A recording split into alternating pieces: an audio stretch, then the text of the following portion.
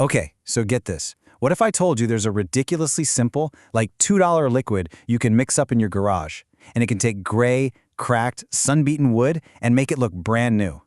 And I'm not talking about some cheap paint that just covers up the problem or a stain that's going to fade in a year. No. This is a formula that literally rebuilds the wood from the inside out.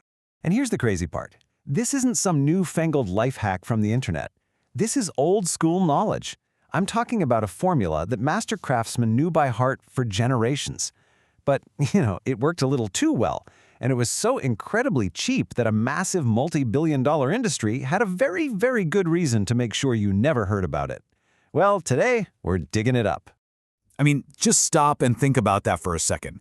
That weathered deck you've been dreading fixing, one pass with this stuff, and that contractor you were about to call is out a $1,000 job. That piece of furniture you were going to drag to the curb, suddenly it looks like it belongs in a high-end showroom. And all for what? A couple of bucks? It's wild. All right, let's look at the cold hard numbers. On one hand, you've got your DIY formula. We're talking about $2, maybe.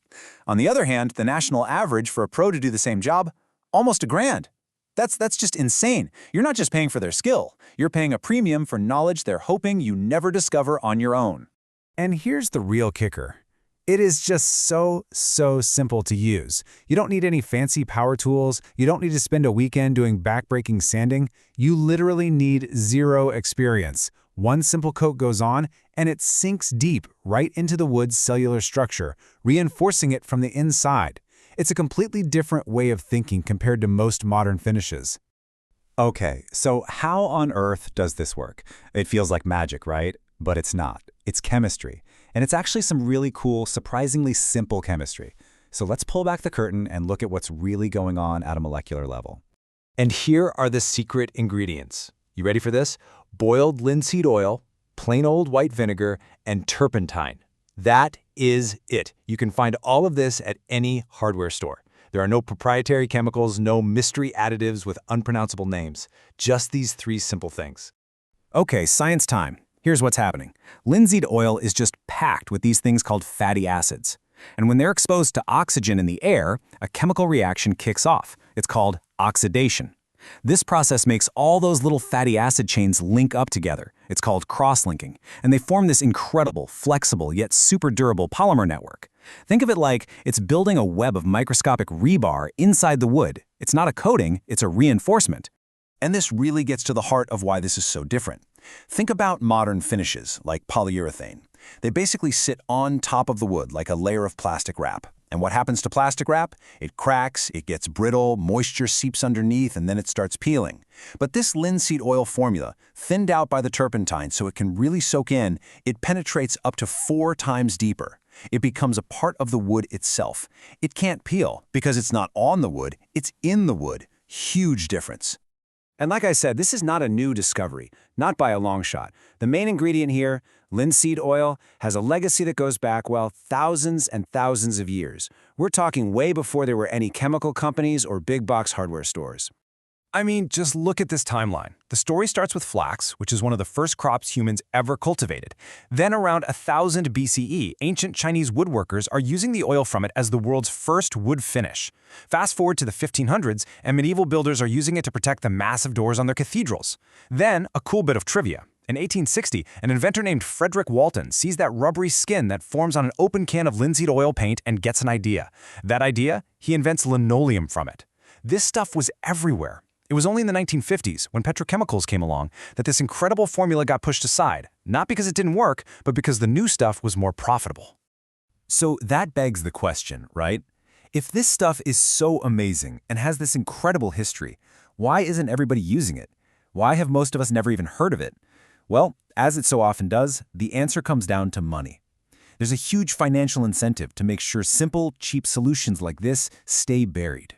$210 billion. Let that sink in. That is the annual revenue of the U.S. home restoration market. That's the size of the industry that makes money when you believe that fixing your old wood is super complicated and super expensive.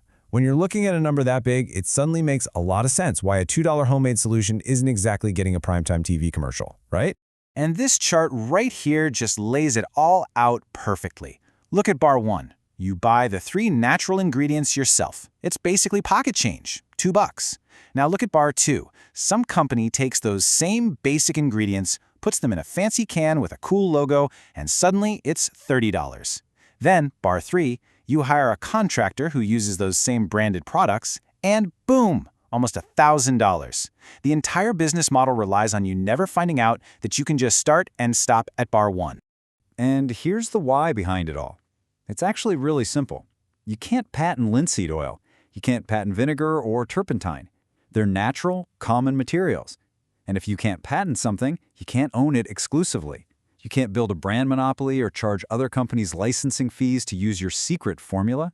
So there's just no financial reason for a big company to spend millions of dollars advertising a solution that anyone can make for pennies. The whole system is set up to reward expensive, complicated products and to ignore simple, cheap ones. Okay, so that's the backstory. Enough about the why. Let's get our hands dirty and talk about the how. I'm going to give you the exact step-by-step recipe. But first, and I'm really serious about this, there is a critical safety warning that you absolutely cannot skip. You have to pay attention to this part. All right, here's the recipe. It's so easy you're not going to believe it. You take equal parts of the 3 ingredients. 1 part boiled linseed oil, and make sure it says boiled on the can, that's important. 1 part white vinegar, and 1 part turpentine. Pour them into a glass jar with a lid and just shake it up really well for about 30 seconds. That's it. To use it, just brush any loose dirt off the wood, no sanding. Then take a clean cotton rag, dip it in, and wipe a thin coat on, always going with the grain. Let it soak in for about 10 or 15 minutes, then wipe off any extra. Let it dry for 24 hours, and if you want, put on a second coat for even better protection. That's the entire process. Okay, everybody, please listen to this very, very carefully. This is the safety warning I mentioned, and it is no joke. Remember that oxidation process we talked about? Well, that chemical reaction generates heat, a lot of it. If you take your oily rags, crumple them up, and toss them in a corner, they can and often do burst into flames all by themselves. It's called spontaneous combustion. This is a real and serious fire hazard. So here's what you do. No exceptions. You either take each rag and spread it out completely flat on a non-flammable surface outdoors like concrete until it's stiff and dry, or the safest method is to put the rags in a metal can, fill it with water, and seal the lid before you dispose of it. Please do not skip this step. Okay, now that we've covered this serious safety stuff, let's talk about all the cool things you can do with this. You know that sad gray deck you've been putting off dealing with? This is for that. The fence that's seen better days? Yep. That beautiful antique chair you got from your grandma that's all dried out? Perfect. Hardwood floors, porches, pergolas, window trim, basically any wood that is bare or has an old oil finish on it can be completely revived. And let me just drive this point home one last time, because it's the most important part. The reason this works so well, the reason it's so durable, is that it doesn't just sit on top of the wood like a coat of paint. It doesn't create a fragile, superficial layer that's just waiting to chip and peel. It actually lives inside the wood, becoming a part of it, strengthening the fibers from within. It's a totally different approach to wood care, an older, and I think, a much smarter one. You know, there's a quote from the source material that just sums this entire story up perfectly. This knowledge didn't disappear because it stopped working. It disappeared because it worked so well that an entire industry had to pretend it never existed. I mean, wow, think about that. It wasn't that the chemistry failed. The chemistry was too good. The old way wasn't replaced by a better way. It was replaced by a more profitable way. So, when you look at that old, weathered wood around your home, remember this. It isn't dead. It's just waiting. It's waiting for someone like you to remember the secret that the big money industry wanted us all to forget. You have the knowledge now. You have the $2 formula. So, the only question left is, what are you going to bring back to life this weekend?